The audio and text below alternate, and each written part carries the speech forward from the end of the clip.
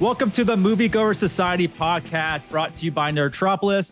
I'm your host, Sean Tajipour, the mayor of Nerdtropolis, and joining me is the super awesome Drew Munhausen, the professional media and movie mastermind.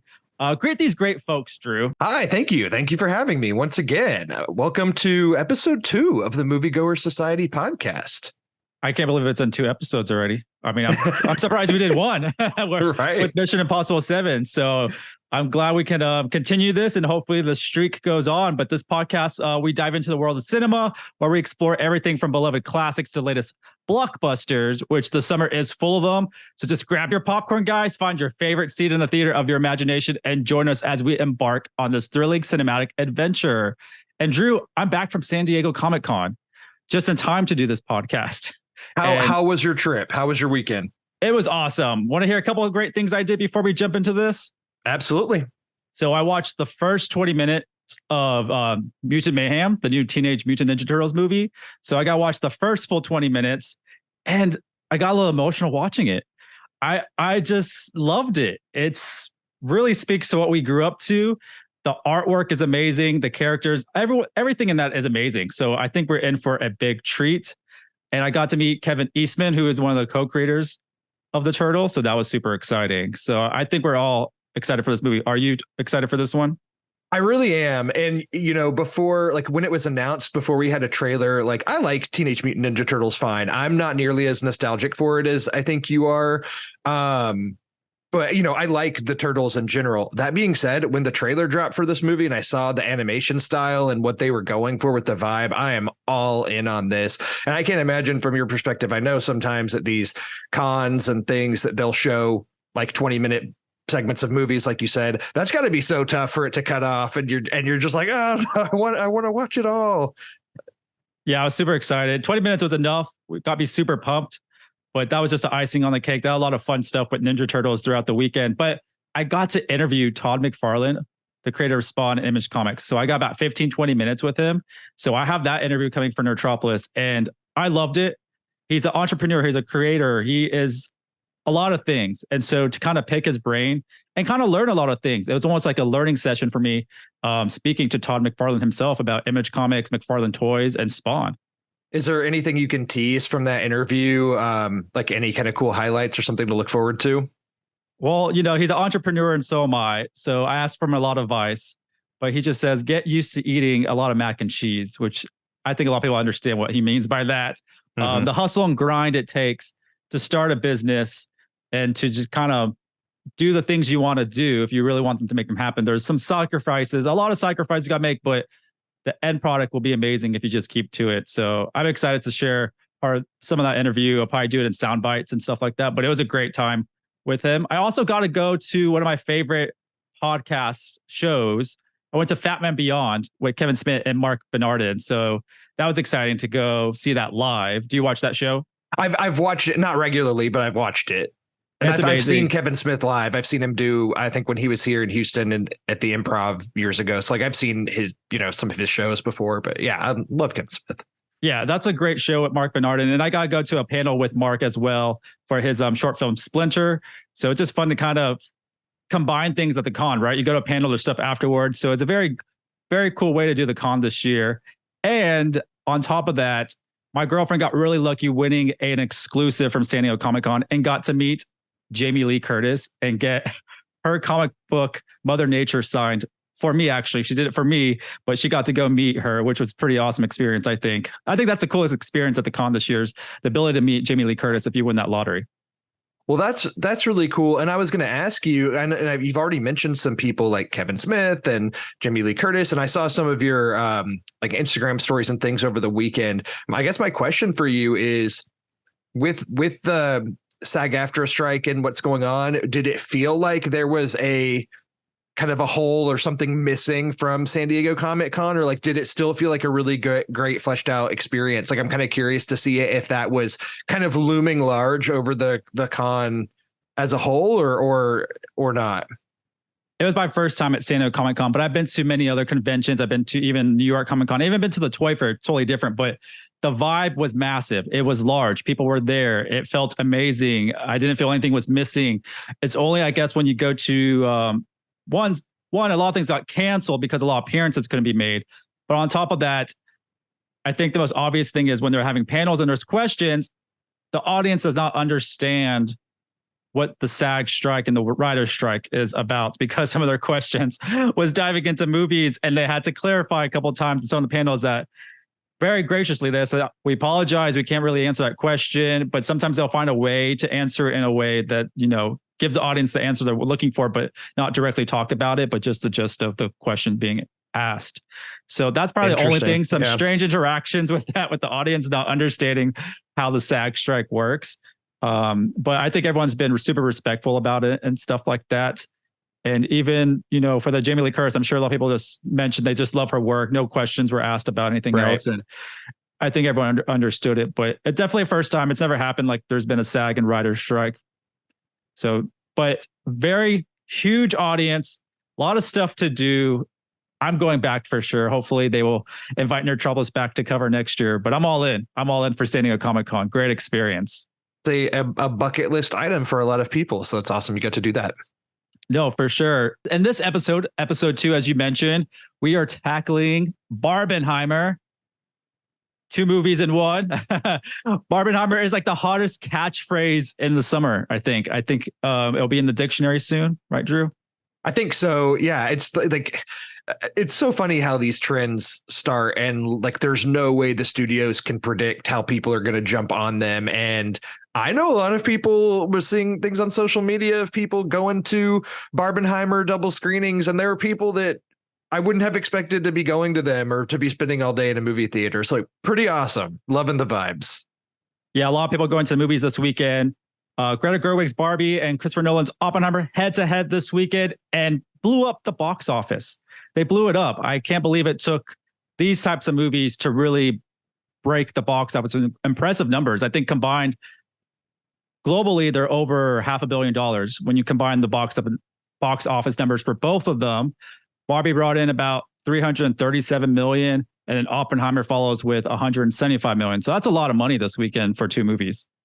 Well, and I know that Barbie opened to 155 million domestic, which is the highest grossing opening weekend of the year so far. It beat Super Mario Brothers, which is, I mean, I think we knew it was going to do really well. I don't think I would have ever predicted it would do that well. So it's pretty amazing. And Oppenheimer making over 80 domestic is like, that movie was tracking to make below 50. So, I mean, it's pretty incredible. This has been, I think I saw somewhere, I don't have like the actual fact to back me up here, but I believe this is the largest theater box office weekend since Avengers Endgame opened, is what I saw. So pretty crazy. I believe it. We haven't seen strong numbers like this, despite some really big movies this year and last year. Just for some reason, moviegoers weren't really at the theaters opening weekend, but for some reason, everyone rushed to the theaters this weekend. And Christopher Nolan's Oppenheimer is rated R, right? So it was surprising that it brought those numbers in, because rated R movies really don't bring big numbers, but it's a Christopher Nolan movie. And how well it's doing compared to some big superhero franchises or other big franchises. I mean, Oppenheimer opened to more than Indiana Jones and the Dial of Destiny. It opened to more than The Flash did, and like some of these really big blockbuster movies. And granted, you know, it is Christopher Nolan. He has, you know, a large, really great reputation, and his movies have always been eventized, but still, it's just seems pretty unprecedented for both these movies to do so well in this current theater climate. Yeah. And before we jump into Barbenheimer, I want to make sure that everyone can connect with us online. You can find me on every social media platform at Chantage. And don't forget to visit nerd-tropolis.com for your daily dose of movie news, reviews, interviews, and trailers. And Drew, where can they find you when you're not contributing to Nerdtropolis? So you can find me, at Drew Munhausen on Twitter is a great place, but also over on Fresh Out the Box. We have a podcast over there called Fresh Out the Podcast. Me with my friends Gary and Jahan, where if you want to hear me talk about other things than all the great movies that we talk about over there, we're talking about TV shows, tabletop games, video games, all kinds of things. So you can head over to Fresh Out the Box and Fresh Out the Podcast for more content. And I'm like the guest that always pops on that podcast. Yeah, Sean is like a trio. Sean is like the we have like a fourth chair that's always reserved for Sean whenever he wants to drop in. And I love it. Those are my guys for sure. And also right now on Nerdtropolis, we have a anniversary article revisiting Steven Spielberg's Saving Private Ryan, which starred Tom Hanks and Matt Damon. Have you seen that movie back in the day?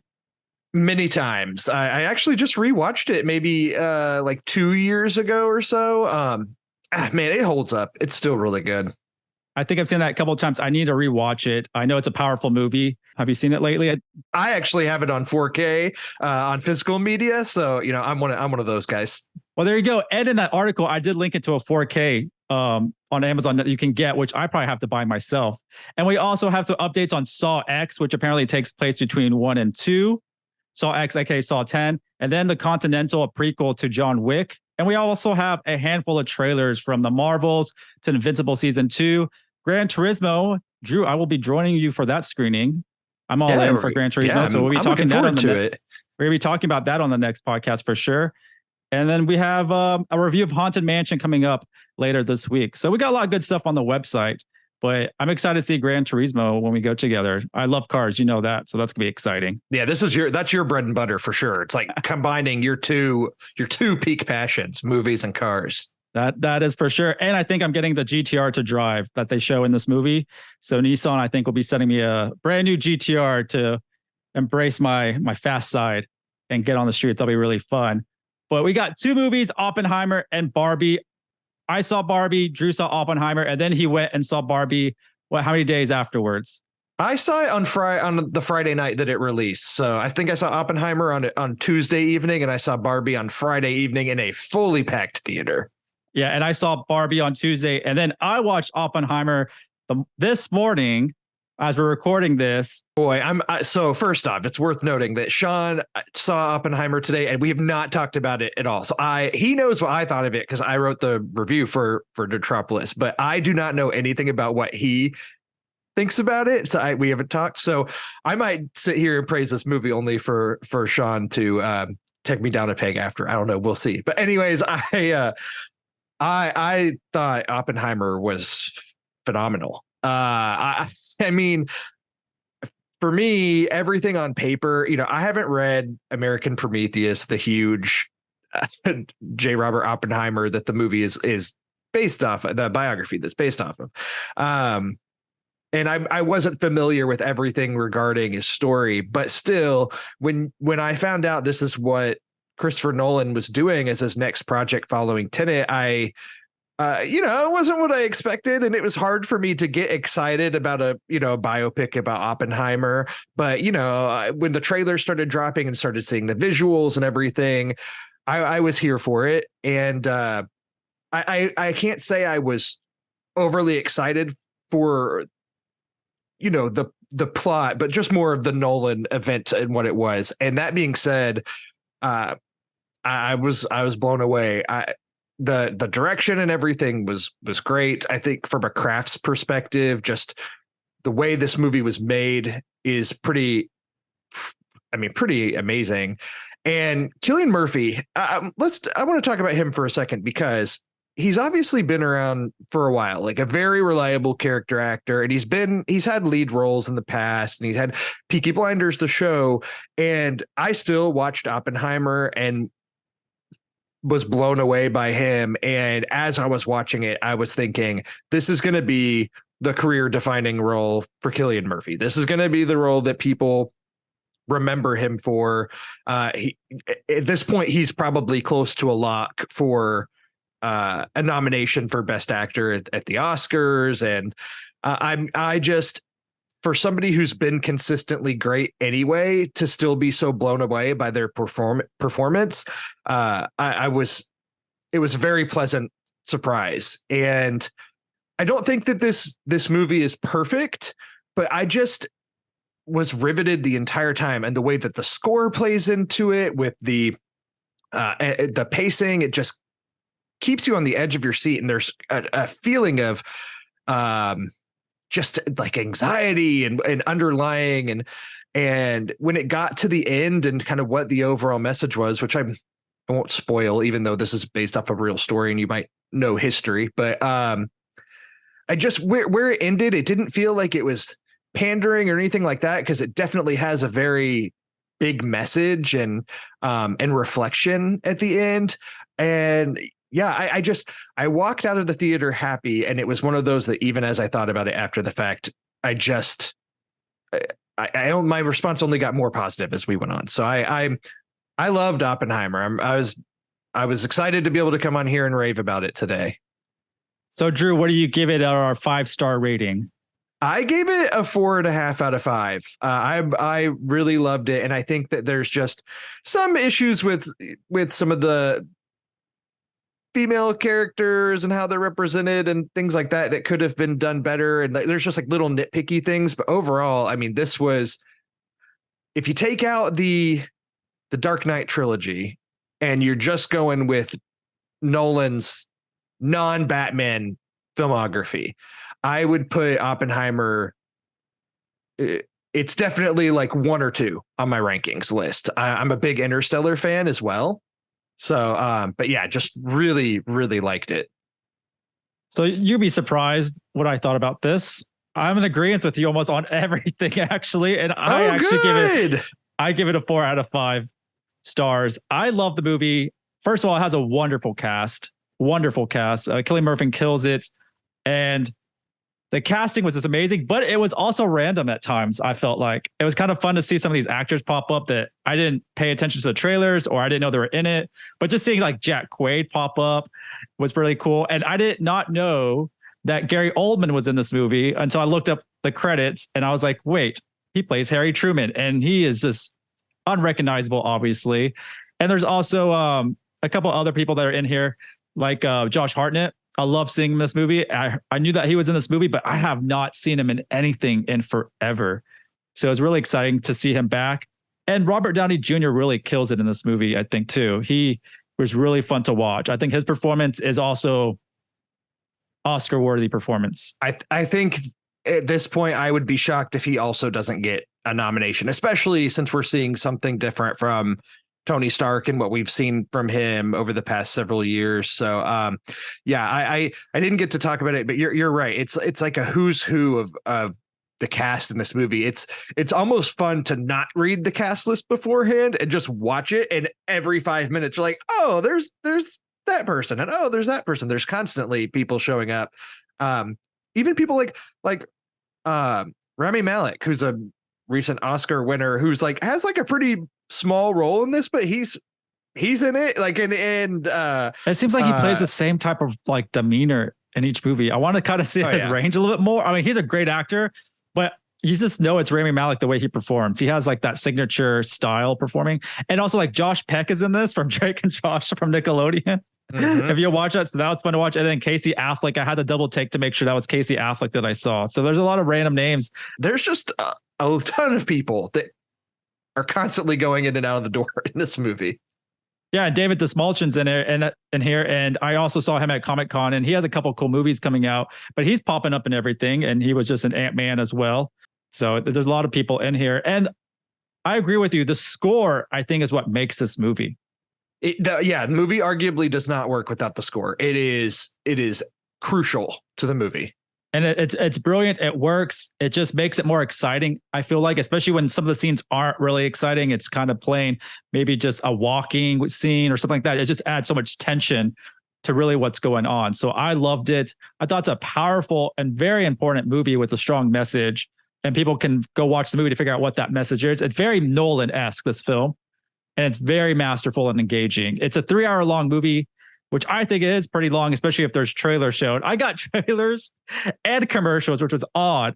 You obviously didn't get any trailers for your screening, but for like the mass audience, there's always trailers. But I was actually very confused why there was advertisements for 5 different beverages in front of my screening, from like Pepsi's to bubbly to some other beverage I never heard of.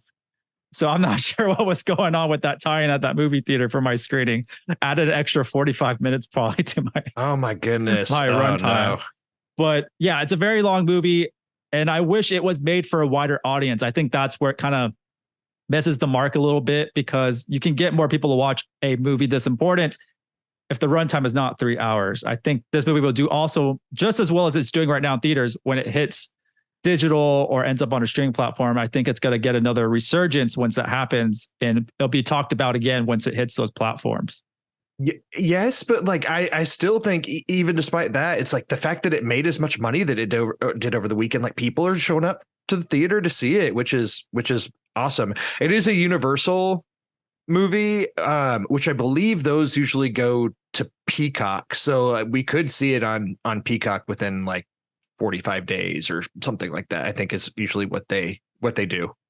This movie is made for the theaters. You know, watching at home at whatever size screen you have, it doesn't really matter. I think this movie was really made for the big theaters, and it obviously was made for IMAX. Unfortunately, I didn't get to watch it in IMAX, and that's something I really would like to do, but I don't know if I can sit through another 3 hours and 45 minutes when 45 of it is just commercials and trailers.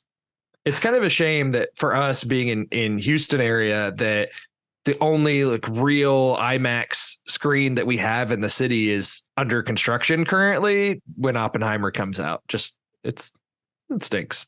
It does. But when it's done, that movie theater is already looking amazing. Once it's done, that's going to be the theater to go to. It's going to be worth it for sure. Yeah. And it's funny, towards the end of my screening, I think how much time was left? Maybe 30 minutes or so. These group of girls, like family full of girls, just walked in. I was like, why are they walking in at this time? The movie's like almost done. And I realized they're all wearing pink. And they thought for some reason they're walking into a Barbie screening. They go up to their seats, realize it's not Barbie, it's Oppenheimer, and walk back down. So that was a very fun thing to see. And I think that's a perfect segue to jump into Barbie. But obviously Oppenheimer, me and Drew agree, great movie. A 4 out of 5 for both of us. Highly recommend it. And Barbie was a surprise for me. We talked about the box office numbers, and I think everyone was expecting this movie to do well, but I didn't expect it to do this well, knowing that it's not really for the kids. It's more for an older audience, which I always tell people, because a lot of people have asked me, well, my kids love it. I was like, well, how old are they? If they're like 3 or 4, a lot of it's going to go over their head. They're going to love the visuals, but I think this movie sits well with the older audience. And if you have kids, it's a PG-13 movie. I honestly think 13 and up will get this movie. I don't think even 11 and 12-year-olds will get most of it other than the visuals. What'd you think about it, Drew? Well, first off, just to piggyback onto what you said, I had a friend that asked, has a younger daughter and was like, would she get this? And I was like, no, like probably not, because she's, I think, under 10. I was like, I don't think I would. That being said, yeah. Okay, I liked Barbie. Let me start there. I was all on board Barbie's marketing. I loved it. I thought the trailers looked amazing.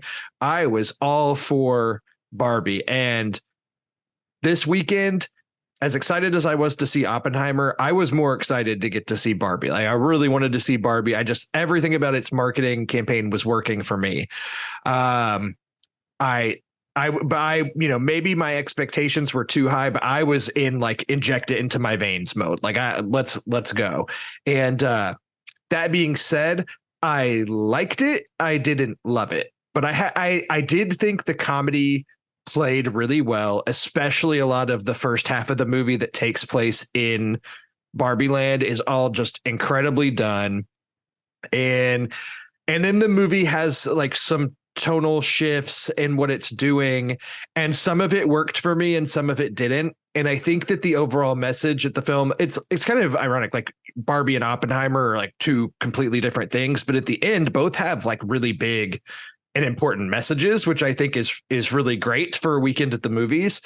So a lot of that worked, but I don't want to say I was disappointed, because that makes it sound like the movie's not good, and that's not the case. But it's just, I think that Barbie is going to appeal a lot more to the audience that it's geared for, which isn't me, and that's totally fine.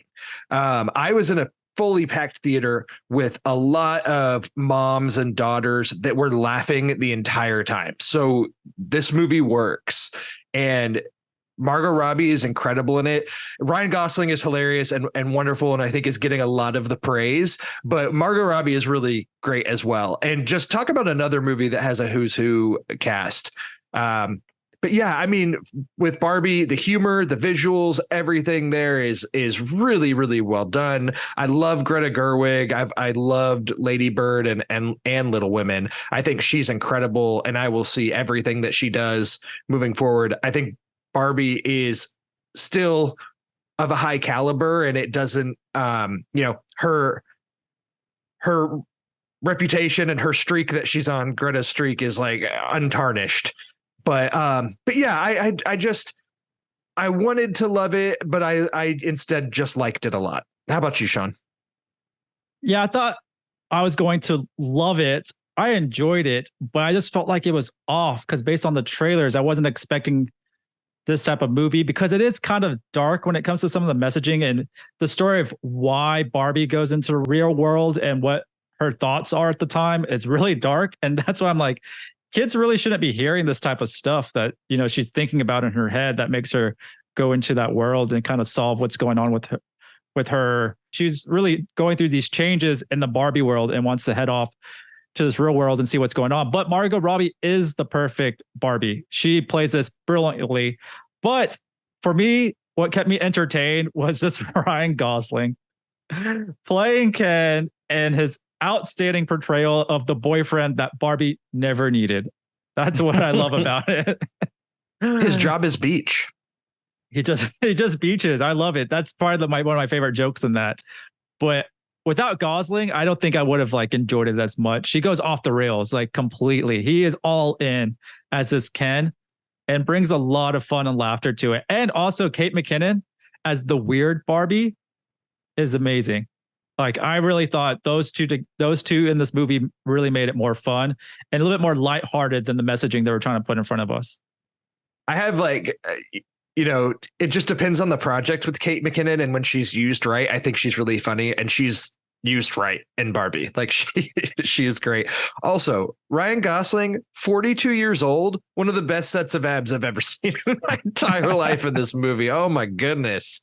There was a lot of good looking abs in that one. That was making me feel bad. I was eating my pizza. Right. I'm eating my full bag of Sour Patch Kids during the movie and just going, ugh. It was pretty bad. But I felt like this movie was trying to be multiple movies at once because a lot of tonal changes and just the story kind of was going in its own way, but it kind of wasn't really sticking the landing too much. It kind of became a Broadway show at times. And then it would kind of look like a Wes Anderson type film in certain scenes. I got a lot of Wes Anderson aesthetics from it. And I think, Interesting. I can see that. Yeah. The way it was filming it and panning and stuff like that. It just felt like it didn't know the type of movie it wanted to be. It wanted to grab elements from maybe a bunch of different movies. And I don't think Greta was able to really put her own stamp on it. I'm curious of how much was being told by her. What can she do and not do? But I wanted to see more maybe her style. What do you think? I would push back a little bit on that because some of this and what they do with Mattel and some of the messaging around Barbie and some of the retired Barbie products that, were discontinued, I feel like they were given a whole lot of wiggle room to do this. I don't know. Those are the best things too. So yes, that is a Greta thing. I wish we got more of that. I felt like whatever is more Greta-like, we didn't get enough of. And I think that was maybe problematic. I wanted to see more scenes of the real world and more with the company of Mattel. I kind of wanted to see more of those scenes that really kind of was the breakouts for me. And we didn't get enough of those, I felt like. And I think that she got to tell, to me, it seems pretty clear that Greta's most interested in telling the story about moms and daughters and relationships there and bonding through the history of this really big intellectual property and one of the most famous toys on the planet. But I feel like she was able to tell the story or get across the messaging she wanted to about moms and daughters in particular. Yeah. And that messaging is beautiful. The messaging is strong. It's a great message. There's nothing even wrong with what they're trying to tell people in this movie. It just wasn't the type of Barbie movie, I think, visually as well, I was expecting, or trying to how her journey was going to be, or how much we were going to see her in the actual world. I felt like we got kind of shut out on that. We could have seen much more of them interacting, especially when they're on the beach in the real world with Ken and they're trying on different outfits. I wanted to kind of see more of them with that type of interaction. I thought it was more fun. But obviously the whole movie's about Barbie not needing Ken at the same time and a million other things. So that's what I kind of missed on, is more Ryan Gosling, I think, to be honest. There's a few recurring bits in this movie that involve Matchbox 20. And I had just been to see them in concert literally 3 weeks ago to the night that I saw this movie. So it just hit so hard and was extra funny because of that, because those jokes were aimed right at me. And it was so good. And that's the song. Is that the song that's playing in the car? It's the song that all the Kens are singing on the beach at one point. What's the song that they're playing in the car? Because I didn't get that, why that song was selected. I don't think I've ever heard that song before. I don't know. And that was overplayed. I didn't get that part. And I think I was like kind of confused of what was the importance of that song in the car when they were driving. But yeah, the beach grease fight off type thing was really fun too. And it's worth shouting out like there's some people that we're seeing, like Simu Liu and Kingsley Ben-Adir, who have both been recently added to the Marvel Cinematic Universe in the past couple of years, are both different Kens here. And even though they're in smaller roles, I thought both of them kind of popped up the screen with their charisma and everything. So just worth noting for the Nerdtropolis audience that it's fun to see them here. There's some other cameos that I don't want to spoil, because there's one in particular that I really enjoyed. Yeah, I think I know which one it is, but we don't want to spoil that one. But the funny thing is they've been posting about that one a lot. I think even the movie has, and I'm like, don't spoil that. That's a great one. But also we know Michael Cera is in this movie, and he plays Alan, Ken's best friend that everyone forgets about. And that was pretty funny to see Michael Cera. And he gets a pretty good screen time for his role. Yeah. I thought Michael Cera was very effective in this movie and funny. And I kind of wish we got more Will Ferrell. You know, he kind of popped in and popped out and showed up at the end. It wasn't too much of him.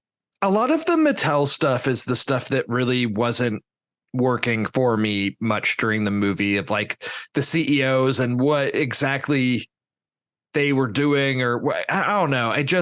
That was the stuff that to me I thought stumbled. And I love Will Ferrell and he was great doing his Will Ferrell thing, but I don't know. I feel like there's something here that could have been done maybe a little bit better with regarding the Mattel stuff in particular. But that's kind of cool. Like Mattel was okay with a lot of the jokes poked. A lot of jokes actually poked at Mattel. A lot of jokes poked at the history of Barbie. So it was great to kind of be self-aware of the history of both the company and the brand, and kind of delivering a really strong message I think everyone can agree with. It'll be interesting to see like the long-term reaction to this movie, because making a movie about Barbie is, you know, a powerful move that only Mattel could do. And it'll be interesting to see what like the well of toys or content they dive into that could be mined for other potential franchises in the future, or other toy companies too. I mean, obviously we kind of have the Hasbro universe, and that's expanding in the most recent Transformers movie with the end of that movie. But I don't know. I want to see, are there going to be more of these? And if there are, hopefully they are well thought out and not just cash grabs. Cause that's the good thing about Barbie, is it's not just a movie about a doll. It's much more than that. Right. And that's why I don't think this movie was trying to be a cash grab, based on its messaging and really spending the time on hashing out these relationships and the mother-daughter storyline. So that's great. I think Mattel is moving forward with their Hot Wheels movie. I think that is next. But what did you give this movie? What was your rating out of 5 stars? I'm gonna give it a 3.5 out of 5. I'm right there with you. Really good movie. We're definitely not the target audience. We did not dislike this movie at all. We enjoyed it. But I think the people that, first of all, played with Barbies when they're growing up, or, you know, have that mother-daughter relationship, are really going to enjoy this movie. I really enjoyed it. My sister loved it. My girlfriend loved it. So that's definitely telling you who the target audience is. But for me, I am Team Oppenheimer for this weekend.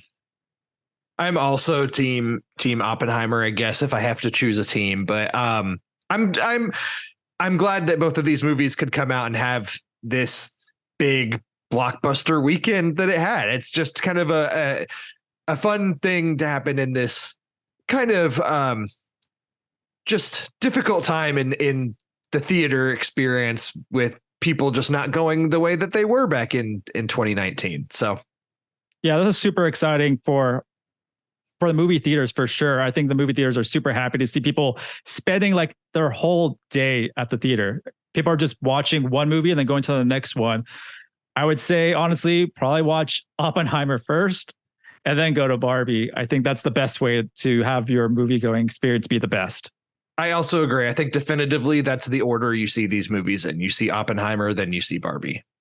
Yeah. So there's plenty more movies coming out. What do you have? What are you looking forward to, Drew? That's a lot of movies coming up. You have anything in mind that you're really looking forward to?